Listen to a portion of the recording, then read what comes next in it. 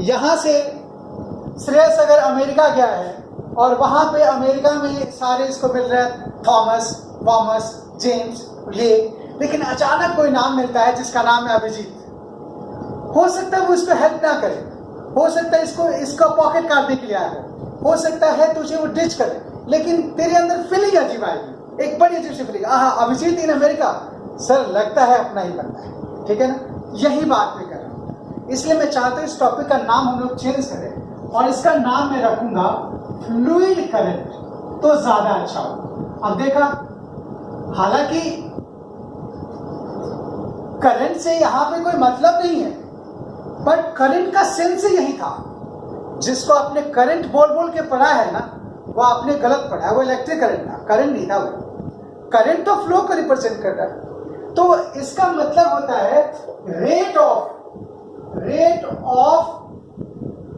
Flow of quantity of fluid, उसको कहते हैं क्वांटिटी ऑफ फ्लूइड की बात करें तो ज्यादा अच्छा। Rate of flow of quantity of fluid मतलब यहां पे इसको हम V से लिखेंगे और ये Q/T के इक्वल होगा क्वांटिटी पर यूनिट टाइम, मतलब volume of liquid flowing per second, इसी को रेट ऑफ फ्लो कहते हैं ऑफ लिक्विड। इसका नाम V है और ये जो V है इसके ऐसा यूनिट जो होगा वो हो जाएगा मीटर क्यूब पर सेकेंड, या अदर यूनिट्स में लिख सकते हो आप लीटर पर सेकेंड, क्योंकि हम क्वांटिटी को इसी में मेजर कर सकते हैं और कोई ऑप्शन है नहीं।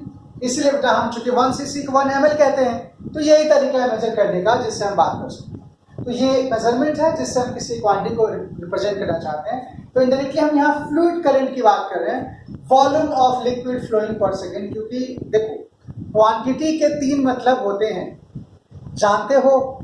धनी कौन है? पहला, जिसके पास बहुत सारा पैसा हो, ठीक है। दूसरा, जिसका बहुत बड़ा परिवार हो, ये भी धनी का मतलब होता है यार, धनी वो भी है, धनी ये भी है। या जिसके पास बहुत ज्यादा बाप दादाओं की संपत्ति। देखा, किसी भी क्वांटिटी के नेचर्स को 3 तरीके से रिप्रेजेंट कर सकती है। यही तो फिजिक्स सिखा रहा है कि क्वांटिटी क्या है। तो क्वांटिटी फ्लूइड के लिए वॉल्यूम है, हीट के लिए अमाउंट ऑफ एनर्जी है और इलेक्ट्रिसिटी के लिए अमाउंट ऑफ चार्ज है, इसको क्वांटिटी कहा। हीट के लिए Q का मतलब था अमाउंट ऑफ हीट, इलेक्ट्रिसिटी में Q का मतलब था अमाउंट ऑफ चार्ज, और हम यहां पे वॉल्यूम की बात करेंगे लिक्विड को रिप्रेजेंट। ये है क्वांटिटी, जिसको समझना। और जब भी कोई क्वांटिटी होगी वो लॉस भी हो सकती है, गेन भी हो सकती है, इसलिए उसको रेट कैलकुलेट करने की जरूरत है, इसलिए रेट की बात करते हैं। क्या ये बात सच नहीं है कि मैं आपको एक सिंपल मतलब से समझाऊं कि अगर मान लो श्रेयस है, उसके 1 करोड़ रुपए डूब जाए तो दुखी हो जाएगा, बहुत दुखी होगा। लेकिन दुखी तब भी होगा ना जब रुपए ना डूबे और इसका गांव का घर बिक जाए, तो भी तो दुखी होगा, भले इसके दादाजी की कमाई संपत्ति थी। और दुखी तब भी होता है जब किसी घर में कोई चला जाता है। और सुखी का मतलब क्या है? अचानक गांव में इसके 2 मकान, दादाजी इसको आज तक दादाजी ने मेरे लिए 2 मकान छोड़ा था, अचानक इसके पैसे 1 करोड़ से 2 करोड़ हो गए जी, और अचानक से घर में मान लो एक छोटा मेहमान आ गया, देखना सब कोई खुश हो जाते हैं बेटा। तो यही तो क्वांटिटी को रिप्रेजेंटेशन है। ये 3 तरीके हैं और इस तीनों केस में श्रेयस को खुश होना पड़ेगा। जब इसके घर में कोई छोटा बच्चा पैदा होगा, यानी कि मेहमान आएगा, जब इसको 1 करोड़ रुपए की प्रॉफिट होगी तो भी इसके चेहरे पे खुशी दिखेगी, और जब इसको पता चलेगा दादाजी ने इसके नाम से विल में 2 मकान छोड़ के गए थे, ना कि 1 मकान था। This is called the quantity, जिससे हमें रिप्रेजेंट करना है। इसलिए हमने इसको जो एग्जाम्पल था, ये फ्लो को रिप्रेजेंट करना है कि क्वांटिटी बढ़ रही या फिर घट रही। इसी चीज को समझाया गया था पॉइजनी के थ्रू। यहाँ पे V जो है इट्स नॉट वॉल्यूम, यहाँ पे V जो है, मैं यहाँ पे amount of liquid flowing per second, यानी कि मीटर क्यूब पर सेकेंड की बात कर रहा हूं। इसी क्वांटिटी को जिसके थ्रू रिप्रेजेंट किया गया उसका नाम था पॉइजनी फॉर्मूला। पॉइजनी फॉर्मूला, इसमें इसी चीज के बारे में बात करें कि आप रेट को कैसे मेजर करें। पॉइजनी फॉर्मूले से हम कैसे समझेंगे उसके बारे में बात करें, ठीक है ना। तो यहां पे इसी V को रिप्रेजेंट करें, और इसमें यह समझाया पॉइजनी ने कि जो rate of flow of liquid होती है, यहां देखो, rate of flow of liquid, liquid जो होती है जिसको हमने V कहा, इज गिवन बाई, देखो किस पे डिपेंड करता है, V जो है वो डिपेंड करता है P upon L, pressure gradient.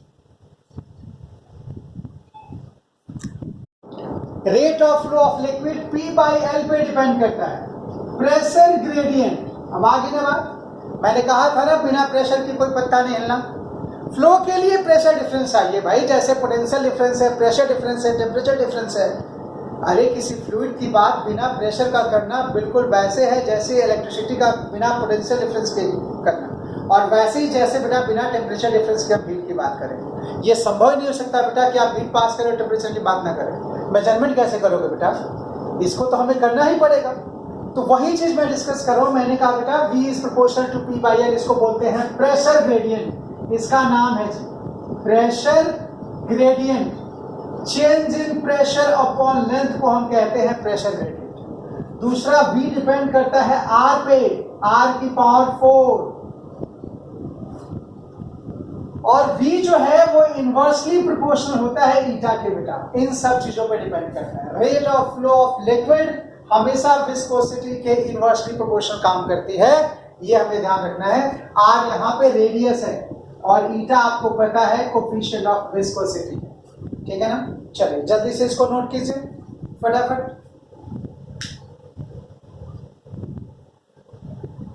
ये कहा कि अब हम बड़े आराम से कह सकते हैं कि पॉइजनी के हिसाब से जो हमारे लिए फॉर्मूला है rate of flow of liquid का formula pi upon 8 P R की पावर 4 ईटा इंटू है। बस एक छोटी सी बात हमेशा ध्यान रखनी है कि यहाँ पे P जो है वो प्रेशर नहीं है बेटा, P जो है वो प्रेशर डिफरेंस है। जैसे हमने ओम्स लॉ में सीखा था कि V जो होता है वो पोटेंशियल नहीं, पोटेंशियल डिफरेंस होता है, वैसे यहाँ पे P है, ठीक है। यानी कि किसी भी ट्यूब से देखो यहाँ पे जो लिक्विड फ्लो करेगी, जो भी लिक्विड फ्लो होगा उसका क्वांटिटी कैलकुलेट करने का ये फॉर्मूला है। जैसे करंट निकालने का फॉर्मूला था वैसे। अब यहाँ पे थोड़ी सी बात आगे बढ़ानी पड़ेगी, सिर्फ यहां से काम नहीं चलेगा, क्योंकि हमें अच्छे से मालूम है कि जब भी कोई चीज फ्लो करता है ये नेचर है बेटा। अनुराग एक चीज साइंटिफिकली तू समझ ले, अगर तेरे घर में तुझे देख करके किसी को जलन नहीं होती है, इसका मतलब तू अच्छा नहीं कर रहा है या बुरा नहीं कर रहा है। जब भी तू अच्छा करेगा ना हमेशा जलन होगी, ये साइंस है बेटा। विस्कोसिटी नेचर में काम करती है। आप देखो ना, शिकायत आज के टाइम में किससे है? हम सबको शिकायत मोदी से हो सकता है। राहुल गांधी से किसी को कोई शिकायत है? मैं ये दावे के साथ कह सकता हूं कि राहुल गांधी से शिकायत जो है ना मोनिका को भी नहीं है, उसको भी से कोई शिकायत नहीं है, वो कुछ करे या ना करे, ठीक है ना। जो भी शिकायत है उसको हमेशा उससे है जो कुछ करने की कोशिश करे। ये हमेशा समझना, ये साइंस है। हम हमेशा उसी को अपोज करते हैं। आप देखना ना, शादी के मौसम में अगर मान लो किसी के घर में, मोनिका के घर में शादी वादी है जी, उसमें मोनिका काम को लेके बहुत एक्टिव है जी, तो हर कोई इसी से काम करवाने की कोशिश करेगा। This is the nature. वो नेचर है जिसको समझना है, ठीक है ना। मतलब हर कोई इसको बिजी रखना चाहेगा, ये सिंपल सा कैरेक्टरिस्टिक इसको समझना है। तो ऐसे समझना, अगर मैं ये कह रहा हूं कि हमेशा सबको पता है कि मोनिका चाहे तो 14 घंटे बैठ के पढ़ सकती है, तो हर लोग इसी को डांटेगा जब ये 12 घंटे पढ़े। और सबको पता है कि इसका भाई या इसका छोटा बहन है जो 3 घंटे भी ठीक से नहीं पढ़ता, तो वो तो 3 घंटे पढ़ लेगा, उसी में सारे खुश हो जाएगा। तो आप इसको हमेशा कंपेयर करो कि चेंजेस को हमेशा अपोज करना, ये होना ही होना बेटा। हम जहां पे फ्लो हो वहां पे रेजिस्टेंस की बात ना करें, ये संभव ही नहीं बेटा। और ये फिर वो फ्लो ही डिस्कस नहीं एक तरीके से देखा जाए। इधर देखो, हमने कहा ना V का मतलब, नोट करके देखिए इसको, V का मतलब होता है Q by T।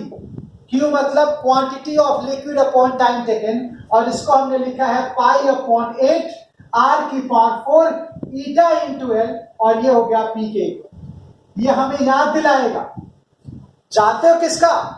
I is equal to Q by T is equal to V by R, इसका याद दिलाएगा। अगर थोड़ा सा जोर दिमाग पे डाले तो अपने आप ही बात समझ में आ जाएगी। ओम्स भी तो यही कहता है I is equal to Q by T होता है, क्यू की वैल्यू V बाई आर के इक्वल होता है। V क्या है यहाँ पे? V क्या है यहाँ पे? V यहाँ पोटेंशियल डिफरेंस है, यहाँ पे P क्या है? प्रेशर डिफरेंस है। यही तो समझना था, यही तो सारी बातें चल रही थी। यानी कि हम कह सकते हैं पूरे का पूरा जो टर्म है ना यहाँ पे, ये पूरी टर्म जो हमने यहाँ पे ब्रैकेट में कवर किया है, ये R को रिप्रेजेंट कर रहा है और इसको हम कहेंगे रेजिस्टेंस ऑफ फ्लूइड। अब यहाँ पे जो डिस्कशन है, यानी कि रेजिस्टेंस ऑफ जो फ्लूइड होगा बेटा, resistance of fluid in motion जो होता है बेटा, उसकी वैल्यू को लिख सकते हैं यहां से आर एफ की वैल्यू को 8 ईटा इंटू एल, ये 1 अपॉन आर को रिप्रेजेंट कर रहा है, 8 eta into L upon pi R की पावर 4। तो यहां से हम क्या कैरी फॉरवर्ड करेंगे बेटा? यहां से हम कैरी फॉरवर्ड करेंगे कि अब हमें फिजिक्स कंप्लीट करते करते ये बात पता चल गया मोनिका कि रेजिस्टेंस 3 तरह के होते हैं। पहला वो जो इलेक्ट्रिसिटी में यूज किया गया, दूसरा वो रेजिस्टेंस जो हीट में निकाला गया, तीसरी वो रेजिस्टेंस जो फ्लूइड की बात की जाती। रेजिस्टेंस का मतलब रो एल बाई ए नहीं होता बेटा। रेजिस्टेंस एक ऐसी फिनोमेना है जिससे हर बॉडी किसी भी फ्लो को अपोज करती है। वो फ्लो इलेक्ट्रिसिटी में था, उसका नाम था इलेक्ट्रोडायनेमिक्स। ध्यान से देख, सुनते चल मेरी बात को। जब वो फ्लो इलेक्ट्रिसिटी में हुआ तो हमने उसको इलेक्ट्रोडायनेमिक्स कहा, जब वो फ्लो फ्लूइड में हुआ तो हमने हाइड्रोडायनेमिक्स कहा, और जब वो फ्लो हीट में हुआ तो उसको हमने थर्मोडायनेमिक्स कहा। अब देखना, तीनों में क्या कॉमन था? डायनेमिक्स। तो डायनेमिक किसी हीट का पार्ट नहीं है, डायनेमिक्स किसी इलेक्ट्रिसिटी का पार्ट नहीं है, डायनेमिक्स किसी फ्लूइड का पार्ट नहीं है। वो तो जो क्वांटिटी है उसको मूव करना है, उसके हिसाब से बात करनी है हमें। तो हम ये कभी नहीं सोच सकते कि नहीं सर रेजिस्टेंस का मतलब R is equal to rho L by A, ना ये सोच रहा है ना ऐसा होता है बेटा, ये ध्यान रखना है बात, ठीक है ना? नोट कीजिए इसको। अब देख, लिखिए ना इसको, मैं इसको हटा रहा हूं यहां से। अब हमारे लिए एक नई चीज मैं आपको साथ में मेंशन कर दूं तो ज्यादा आसानी होगा कि हम यहां से क्या कैरी करके लेके चले। तो यहां से हमने कैरी किया, सबसे पहला करंट के बारे में कैरी किया, और करंट जो वर्ड था उसको जनरलाइज किया हमने, और वो जो था पहला जो इलेक्ट्रिसिटी में था, फिर उसको हमने आज फ्लूइड में सीखा, और उसी चीज को हमने हीट यानी कि थर्मो में सीखा था। Same condition, thermo, fluid dynamics, thermodynamics, electrodynamics. अब यहां पे हमने कहा R is equal to Q by T होता है। R की वैल्यू हमने कहा I जो होता है क्यू बाई टी होता है। हमने यहाँ पे V को लिखा क्यू बाई टी, हमने यहाँ पे H को लिखा क्यू बाई टी। और तो हमने ये कहा कि ओम्स लॉ हर जगह काम कर रहा है। Potential difference is directly proportional to amount of charge flowing through them या करंट फ्लोइंग थ्रू। ये हर जगह काम करेगा। ओम्स लॉ इलेक्ट्रिसिटी में है, ओम्स लॉ फ्लूइड में है, और ओम्स लॉ थर्मल के अंदर भी काम कर सकता है। हम ये कहेंगे यहाँ पे कि हमें यहाँ से पता चला I जो होता है V बाई आर के इक्वल होता है। हमें यहाँ भी पता चला V की वैल्यू P बाई आर के इक्वल होता है, और H की वैल्यू यहाँ पे डेल्टा T बाई आर के इक्वल होता है।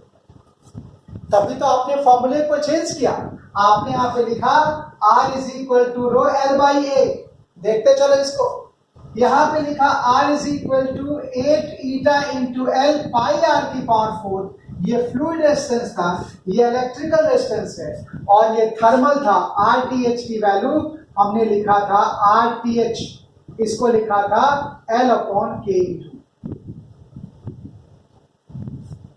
अब इतना जब 3 गुण मिल जाए ना, किसी स्कूल में देखना नया बच्चा आता है ना किसी दूसरे स्कूल का नलायक, अचानक वो ढूंढ लेता है नलायक वाले बच्चे, अचानक एक गुण अपने आप में जाता है। साथ में अगर काला बच्चा हो तो काले के पास जाके बैठे, गोरा है तो गोरे के पास बैठे। और चश्मे का भी अगर गुण मिल गया कि चश्मा पहना है तो फिर भाई 3 बातें आ गई, नलायक मिल गया, कलर मिल गया, चश्मा मिल गया, बेटा 90% दोस्ती तो वैसे पक्की हो गई। अब वो सारे काम जो हमने इलेक्ट्रिसिटी में किया था वो सारे काम हम थर्मो में कर सकते हैं, वो सारे काम हम यहाँ पे कर सकते हैं। जैसे हमने वहां पे कहा था 2 रेजिस्टेंस लो, हमने यहाँ पे कहा था 2 स्लैब लो बेटा अलग अलग, बिल्कुल वैसे ही हम यहाँ पे कह सकते हैं, बिल्कुल सेम तरीके से सीरीज को हम यहाँ पे कहेंगे कि क्यों ना हम 2 ट्यूब लें और उससे किसी लिक्विड को फ्लो करने की कोशिश करें। ये रहा, वो सारे काम होंगे जो हो रहे हैं। अब यहां भी सब अपने आप ही रेजिस्टेंस की वैल्यू चेंज होगा, करंट उसके हिसाब से वेरी करेगी, पोटेंशियल डिफरेंस अप्लाइड होगा, सब कुछ वैसे होगा। ये सीरीज के जैसा बिहेव करेगा। जैसे हमने कहा था पैरेलल होता है, यहाँ पे एक ऐसे दूसरा ऐसे, ये पैरेलल ग्रुपिंग है। बिल्कुल सेम हम ट्यूब के साथ कर सकते हैं कि एक ट्यूब यहां से आया, एक ट्यूब में ऐसे वाटर चला गया, दूसरे में ऐसे चला गया जी, ये रहा पैरेलल ग्रुपिंग। जैसे हमने स्लैब में किया था कि एक स्लैब है उससे दूसरा स्लैब ऐसे कनेक्ट कर दो और एक स्लैब ऐसे कनेक्ट कर दो, ये सारे के सारे जो ग्रुपिंग होंगे वो हम कह सकते हैं पैरेलल ग्रुपिंग। वो सारे काम आप कर सकते हो जो आपने यहाँ पे किया, जो आपने यहाँ पे किया, जो आपने यहाँ पे, वो सारी बातें हो सकती। अब मैं तो सिर्फ आपको ये बता रहा हूँ कि हमें समझना है। मैं ये कह रहा हूँ कि जो काम पोटेंशियल डिफरेंस का है वही काम फ्लूइड में प्रेशर डिफरेंस का है और वही काम टेम्परेचर डिफरेंस का है। तो जैसे तुम ये कहते हो कि पैरेलल में पोटेंशियल डिफरेंस सेम होता है, ये इलेक्ट्रिसिटी की बात है। जैसे हम फ्लूइड में आएंगे ना, अपना स्टेटमेंट चेंज कर देंगे। फ्लूइड में हमेशा पैरेलल में प्रेशर डिफरेंस की वैल्यू सेम होगी और रॉड के लिए हमेशा टेम्परेचर डिफरेंस की वैल्यू सेम, हीट गैप। जैसे हमने सीरीज में कहा था कि सीरीज में करंट की वैल्यू सेम होती है, बहुत अच्छी बात है, सीरीज में करंट की वैल्यू सेम होती है। हम भी यहाँ भी कहेंगे कि यहाँ पे rate of flow of liquid की वैल्यू सेम होगी, यहाँ पे रेट ऑफ हीट फ्लो की वैल्यू सेम होगी। जो तुम कह रहे हो, जो काम तुम्हारा करंट का है वही काम rate of flow of liquid का है और वही काम हीट फ्लो का, एच का है। सब एक ही तरीके से बात होगी जिसको हम डिस्कस कर सकते हैं। तो हम सारे के सारे कॉन्सेप्ट जिस तरीके से हमने ग्रुपिंग किया था उस तरीके से हम यहाँ भी ग्रुपिंग कर सकते हैं। वैसे हम व्हीटस्टोन ब्रिज के बारे में जैसा सोच सकते हैं और वो सारे काम कर सकते हैं। मैं कुछ क्वेश्चन से आपको हेल्प करता हूँ कि कैसे इस कॉन्सेप्ट को अप्लाई किया जा सकता है। ठीक है, नोट कीजिए, फिर मैं बात करूँ। देखिए जरा,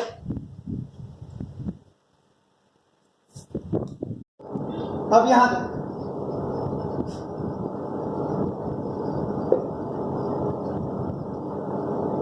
तो मैं कुछ इलेक्ट्रिसिटी के कॉन्सेप्ट्स दिमाग में रखते हुए फ्लूइड की ट्यूब वाले क्वेश्चन को कैसे करेंगे उसको समझने की कोशिश कर रहे हैं। मैं सिर्फ ये समझा रहा हूँ जिसको तुम बिल्कुल प्यार से समझ लो कि अगर कोई भी ट्यूब, देख बेटा, अगर यहाँ से लिक्विड फ्लो हो रही है, इसमें बड़े आसान से क्वेश्चन पूछ जाते हैं और सब मुफ्त के क्वेश्चन होते हैं। अगर यहाँ से कोई करंट आई जाएगी, ये करंट है फ्लूइड करंट, तो ये 2 हिस्से में बढ़ जाएगा, इधर V1 इधर V2। V की वैल्यू हमेशा V1 प्लस V2 के इक्वल, पहली कॉन्सेप्ट जिसको हम जब चाहे तब इस्तेमाल कर सकते हैं। V यहाँ पे rate of flow of liquid है। दूसरी बात जो हम सीरीज की बात सोच सकते हैं और काफी सारे क्वेश्चन जो हम यहाँ से रख सकते हैं उसको देखा जाए कि पहले हम सीरीज की बात करें। इन सीरीज देखो हमारे पास 2 ट्यूब है और हमने इसको सीरीज में कनेक्ट कर दिया। यहाँ प्रेशर P1 है, यहाँ प्रेशर P2 है, ये P0 है और मुझे अगर P0 कैलकुलेट करना है तो मैं पहले इस ट्यूब का रेजिस्टेंस निकालूंगा, फिर इस ट्यूब का रेजिस्टेंस निकालूंगा और वही सीरीज वाला फॉर्मूला में रखूंगा। जो पोटेंशियल डिफरेंस के लिए था वही प्रेशर डिफरेंस के लिए होगा और पोटेंशियल डिफरेंस के लिए फॉर्मूला था V1 is equal to R1 upon R1 plus R2 into total potential difference. याद आया? वही चीज मैं यहाँ पे रखूंगा जो हमने इलेक्ट्रिसिटी में सीखा था कि 2 अगर रेजिस्टेंस R1 R2 हो, अगर टोटल V दे रखा हो और V1 निकालना हो तो उसका formula R1 upon R1 plus R2 into. बस यहाँ पे मेंशन करना पड़ेगा। देखो मैं यहाँ पे कहूंगा P1 minus P0 is equal to R1 upon R1 plus R2 into ये हो जाएगा P1 माइनस P। अब आपके दिमाग में ये बात आ सकती है कि सर R1 R2 कैलकुलेट करने की जरूरत पड़ेगी क्या? ना, R1 के लिए क्या होगा, इसका लेंथ L1 है, इसका लेंथ L2 है, इसका एरिया अलग है, रेडियस, इसकी एरिया अलग है, उसमें रिलेशन दे रखा होगा R1 R2 के बीच में, रेडियस कितना टाइम्स है, उससे R1 R2 का रेशियो निकालो, उसको रखो, अपने आप ही कैंसिल हो जाएगा। ठीक है ना?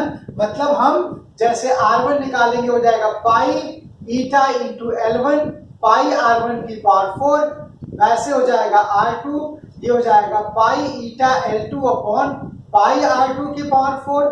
जब इसको हम सॉल्व करेंगे तो हम R1 R2 का एक रेशियो निकल जाएगा, दोनों की वैल्यू, डबल, ट्रिपल, हाफ, 1/3, 1/4 कुछ भी, उसको उठा के यहाँ पर रखो, सॉल्व करो, आंसर आ जाएगा। ठीक है, ऐसे ही ये पैरेलल के लिए इस्तेमाल कर सकते हैं, I is equal to I1 plus I2, जिसकी जरूरत है बेटा करंट के लिए, क्योंकि पैरेलल में करंट अलग अलग होता है। तो ये हमने इन पैरेलल की बात समझा दी आपको, ये हमने सीरीज की बात समझा दी।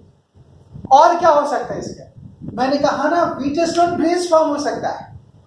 अगर सपोज करो हमारे पास आइडेंटिकल ट्यूब्स है, सारे के सारे ट्यूब आइडेंटिकल है, सबका रेशन सेम है, ऐसी कंडीशन में अगर मैंने यहां से एक ट्यूब ये लिया, दूसरा ट्यूब हमने ऐसे कनेक्ट किया, तीसरा हमने ऐसे कनेक्ट किया, चौथा हमने ऐसे कनेक्ट किया, एक ट्यूब हमने ऐसे कनेक्ट किया, ये ट्यूब हमने ऐसे कनेक्ट किया, और फिर देखो अब आपको याद आ जाएगी व्हीटस्टोन ब्रिज का। ये हमारे पास इतने ट्यूब थे जिसको हमने कनेक्ट किया। अब इस ट्यूब में कोई आपसे पूछता है कि इस ट्यूब से कितना पानी जाएगा जी, ये बताओ, इधर से V1 की वैल्यू क्या होगी? अरे बेटा सब आइडेंटिकल है, तो कैसा ब्रिज बन जाएगा? Wheatstone bridge. जब इधर प्रेशर डिफरेंस नहीं होगा, इलेक्ट्रिसिटी में पोटेंशियल डिफरेंस नहीं हुआ, थर्मल में टेम्परेचर डिफरेंस नहीं हुआ, तभी तो पोटेंशियल डिफरेंस जीरो तो current zero, pressure difference zero तो रेट ऑफ फ्लो की value zero, temperature difference zero तो rate of flow of heat की वैल्यू जीरो। ना तो इससे हीट, अगर ये रॉड होता तो ना तो इससे हीट पास करेगी, अगर एक रेजिस्टेंस होता तो इससे करंट पास नहीं करेगी, तो ये पाइप है मतलब इससे फ्लूइड पास नहीं करेगी। क्यों? क्योंकि जितना प्रेशर यहाँ पे होगा, अगर ये P1 है ये P2 है, तो P1 इज इक्वल टू क्या हो जाए, दोनों पॉइंट के बीच में प्रेशर डिफरेंस की वैल्यू जीरो होगी, तो उससे कोई भी लिक्विड फ्लो नहीं कर सकता। दो पानी के टैंक को एक ही ट्यूब से कनेक्ट कर दो, दोनों में पानी का लेयर सेम कर दो, ना तो इधर से इधर कोई पानी फ्लो हो जाएगी, ना इधर से इधर कोई वाटर फ्लो करेगा, कुछ भी नहीं हो सकता, क्योंकि प्रेशर डिफरेंस है। आप देखते हैं कई लोग क्या करते हैं कि दो टंकी को एक दूसरे के साथ कनेक्ट करते हैं पाइप से, एक में पानी गिरता है, दूसरे में खुद ब खुद हाइट बढ़ते जाता है। क्यों? जितना हाइट इसमें होगा उतना ही हाइट इसमें होगा, due to the pressure difference हमेशा सेम हो जाएगा वो टाइम के साथ अपने आप, कहीं कोई दिक्कत नहीं है। इसको हम कहते हैं ग्रुपिंग ऑफ पाइप को इसका कह सकते हैं। और ये पॉइजली फॉर्मूले का एप्लीकेशन होगा कि कैसे हम ट्यूब के साथ खेलना शुरू करेंगे और कैसे हम ट्यूब की ग्रुपिंग की बात करें, ये कॉन्सेप्ट। आज के लिए इतना काफी है, अगली क्लास में जब हम लोग मिलते हैं बेटा तो हम लोग बात करेंगे इक्वेशन ऑफ कंटिन्यूटी की, कैसे लिक्विड फ्लो करेंगे, और फिर हम लोग बात करेंगे